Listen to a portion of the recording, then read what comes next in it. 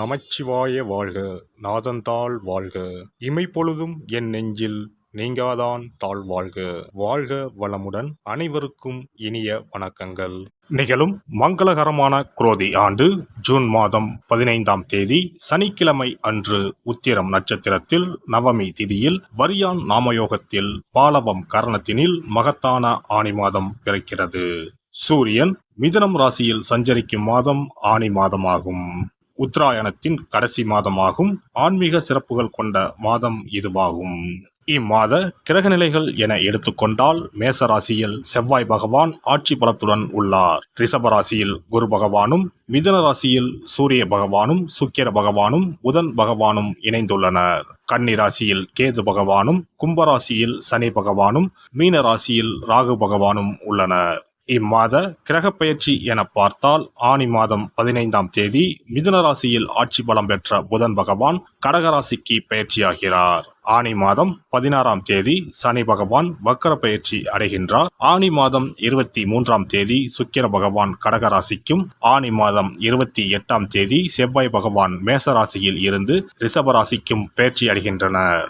இந்த கிரக அமைப்பினால் உங்கள் வாழ்வில் இம்மாதம் ஏற்படக்கூடிய மாற்றங்கள் என்னென்ன என்பதனையும், ஏதாவது அசுப பலன் ஏற்பட்டால் ராசிக்காரர்கள் செய்ய வேண்டிய பரிகாரம் என்ன என்பதனை பற்றியும் காண்போம்.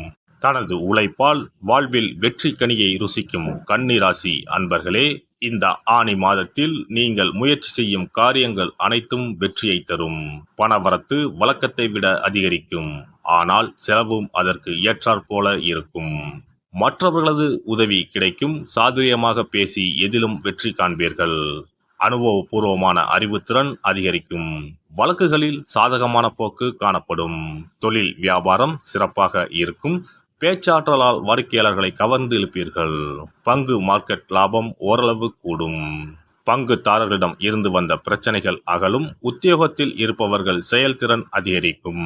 பதவி உயர்வு அல்லது புதிய பொறுப்புகள் வந்து சேரும். உங்களின் ஆலோசனைகள் மேலிடத்தால் அங்கீகரிக்கப்படும்.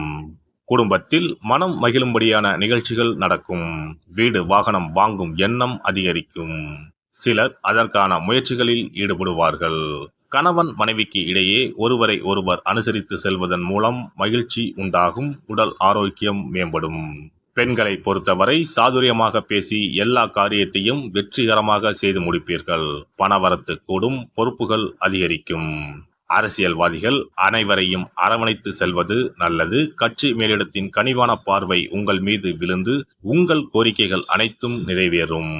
அரசு அதிகாரிகளும் உங்கள் நேர்மையான ஆலோசனைகளை மதித்து நடப்பார்கள். அவர்களால் உங்களின் செல்வாக்கு தொண்டர்களிடம் உயர்ந்து காணப்படும். கலைத்துறையினரை பொறுத்தவரை இம்மாதம் அனுகூலமான திருப்பங்கள் உண்டாகும்.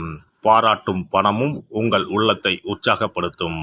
சக கலைஞர்கள் நட்புடன் பழகுவார்கள். அவர்களால் உங்களுக்கு புதிய வாய்ப்புகள் கிடைக்கும். மாணவர்களுக்கு கல்விக்கான செலவுகள் கூடும். சக மாணவர்களிடம் அனுசரித்து செல்வதன் மூலம் சாதகமான பலன் கிடைக்கும். நட்சத்திர பலன்கள். உத்திரம் நட்சத்திரம். இந்த மாதம் மன தடுமாற்றம் உண்டாகலாம். செலவுகள் கூடும். நீண்ட நாட்களாக சந்தான பாக்கியம் இல்லாதவர்களுக்கு தெய்வ அனுகூலத்தில் குழந்தைகள் பிறக்கும். வாழ்க்கை துணை அன்புடன் இருப்பர். பிறமொழி பேசுபவர்கள் உங்களுக்கு உதவி செய்வார்கள். நீங்கள் பறிகொடுத்த பொருட்கள் மீண்டும் திரும்ப உங்களிடமே வந்து சேரும். அஸ்தம் நட்சத்திரம். இந்த மாதம் தாங்கள் நினைத்த காரியங்கள் அனைத்தையும் சாதித்துக் கொள்ள தகுந்த சூழ்நிலை இருக்கும். நீங்கள் இழந்த பதவி நற்பெயர் மீண்டும் கிடைக்கும். எந்த முடிவையும் அவசரப்படாமல் நிதானமாக எடுக்க வேண்டும். சில வேண்டாத பிரச்சனைகள் உங்களை தேடி வரலாம். கவனம் தேவை. சித்திரை நட்சத்திரம். இந்த மாதம் நல்ல முன்னேற்றம் காணலாம். நீங்கள் இதுவரை பட்ட கஷ்டங்கள் விலகி நன்மையே நடக்கும். வீண் கவலைகளை விடுத்து உங்கள் கடமைகளை சரியாக செய்யுங்கள். நீங்கள் முயற்சி செய்து எடுக்கும் காரியங்கள் அனைத்திலும் வெற்றி பெறுவீர்கள். துளசியை ஐயப்பனுக்கு அர்ப்பணித்து வணங்க கடன் சுமை குறையும். வாழ்க்கையில் முன்னேற்றம் உண்டாகும்.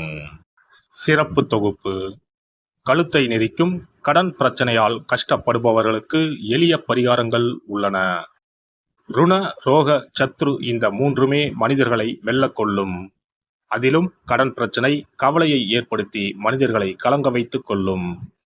கடன் பிரச்சனையால் கஷ்டப்படுபவர்களுக்கு எளிய பரிகாரங்கள் உள்ளன. இந்த எளிய பரிகாரங்களை நம்பிக்கையோடு செய்தால் நிச்சயம் பலன் கிடைக்கும். ஒருவரின் ஜாதகத்தில் 6ஆம் இடம் கடன் ஸ்தானத்தை குறிக்கும்.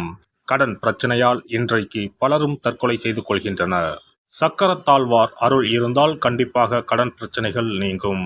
பெருமாள் கோவிலுக்கு சென்று சனி மற்றும் புதன் கிழமைகளில் சக்கரத்தாழ்வார் சன்னதியில் துளசி மாலை சாற்றி 12 முறை வலம் வர வேண்டும். ஒவ்வொரு முறை வலம் வரும் பொழுதும் கடன் தீர்வதற்கு மனமுருக நம்பிக்கையோடு வேண்டிக் கொள்ள வேண்டும். தொடர்ந்து 12 வாரங்கள் செய்தாலே கடன் பிரச்சனை தீர்ந்து மன நிம்மதி ஏற்படும். மேசராசியில் பிறந்தவர்கள் தயிரை கொண்டு இனிப்பு பலகாரம் செய்து ஒவ்வொரு வெள்ளிக்கிழமையும் மாலை வேளையில் பசுவுக்கு கொடுத்து வர கடன் பிரச்சனைகள் தீரும். விருச்சிக ராசியில் பிறந்தவர்கள் ஞாயிற்றுக்கிழமை அன்று லட்சுமி நரசிம்மருக்கு காய்ச்சிய பசும்பால் அல்லது பானகத்தை பிரசாதமாக வைக்க வேண்டும். 48 நாட்கள் இந்த பூஜையை செய்தால் கடன் தொல்லையில் இருந்து விடுபடலாம். ரிஷபராசியில் பிறந்தவர்கள் ஜவ்வரிசி கொண்டு இனிப்பு தயாரித்து அதை வெள்ளிக்கிழமையன்று பசுவிற்கு மாலை வேளையில் கொடுத்து வர கடன்கள் அடைந்து சுகம் பெறலாம். துலாம் ராசிக்காரர்கள் பசும்பாலை சுக்கிர ஓலையில் வில்வ மரத்திற்கு ஊற்றவும். 24 வெள்ளிக்கிழமை செய்திட நிச்சயமாக கடன் தீரும். வெள்ளிக்கிழமையில் அரச மரத்தடி விநாயகருக்கு அகலில் 11 தீபமும் 11 முறை வலம் வந்தும் வழிபட்டால் கடன் தீரும். மிதுன ராசிக்காரர்கள் தினசரி சிறிது தயிர் சேர்த்து குளித்து வரவும். கடன்கள் நீங்கும். மாலை வேளையில் சூரிய தரிசனம் அஸ்தமனத்துக்கு முன் செய்து வரவும். கன்னி ராசிக்காரர்கள் சனிக்கிழமைகளில் உளுந்து வடை தானம் செய்யவும். அதை நீங்கள் உண்ணக்கூடாது. மேலும் துளசிக்கு தினசரி நீர் வார்த்து ஒரு மண் அகலில் நல்லெண்ணெய் விளக்கேற்றி வைக்க ருண நிவாரணம் பெறலாம். கடகராசிக்காரர்கள் ஒவ்வொரு ஞாயிறும் சிறிது வெள்ளக்கட்டியை ஓடும் நீரில் விடவும். கடன்கள் வெள்ளம் போல கரைந்துவிடும். சிம்ம ராசியில் பிறந்தவர்கள் ஒவ்வொரு சனிக்கிழமையும் அரச மரத்தடியில் மண் அகலில் நல்லெண்ணெய் ஊற்றி கருப்பு திரி கொண்டு 8 விளக்குகள் ஏற்றி வர கடன்கள் அழிய வழி பிறக்கும். மகர ராசிக்காரர்கள் சனிக்கிழமைகளில் எள்ளுருண்டை செய்து பலருக்கு தானமாய் கொடுத்து வர கடன் தொல்லைகள் நீங்கும். கும்பராசிக்காரர்கள் வியாழன் மாலை 6 மணிக்கு குங்குமப்பூ சேர்த்த பாதாம் கீர் செய்து மகா விஷ்ணுவுக்கு நிவேதனம் செய்து முதலில் தான் அறிந்துவிட்டு பின்பு மற்றவருக்கும் தானமாய் கொடுத்து வர கடன்கள் மலமளவென அடைபடும். தனுசு ராசிக்காரர்கள் செவ்வாய்க்கிழமைகளில் ஆலய பணிகளுக்கு செங்கல்கள் முடிந்த அளவு வாங்கி கொடுக்க கடன்கள் அடைந்து நிம்மதி பெறலாம். மீன ராசிக்காரர்கள் செவ்வாய்க்கிழமை அன்று மதியமோ இரவோ நோயாளிகளுக்கு சப்பாத்தியை தானமாக கொடுத்து வர கடன்கள் வேகமாக அடைய ஆரம்பிக்கும். குறைந்தது 9 சப்பாத்திகள் கொடுப்பது நல்லது. செவ்வாய் பகவானை மனதார நினைத்துக் கொள்வது நலம் தரும். பௌர்ணமி நாளில் குலதெய்வத்திற்கு படையலிட்டு வழிபடுவது சிறப்பு. குலதெய்வ படம் இல்லாதவர்களும் குலதெய்வம் பற்றி தெரியாதவர்களும் 5 முக குத்து விளக்கை பூஜை அறையில் ஏற்றி வைத்து படையல் போட்டு கற்பூர ஆரத்தி காட்டி கடன் பிரச்சனை நீங்க மனதார வேண்டிக் கொள்ளலாம். இவ்வாறாக 9 பௌர்ணமிகள் விடாமல் இந்த பரிகாரம் செய்ய கடன் தொல்லைகள் எளிதாக தீர்ந்துவிடும். கடன் தீர்வதற்கான வழிகளும் கிடைக்கும். இந்த பரிகாரத்தை அனைத்து ராசிக்காரர்களும் செய்யலாம்.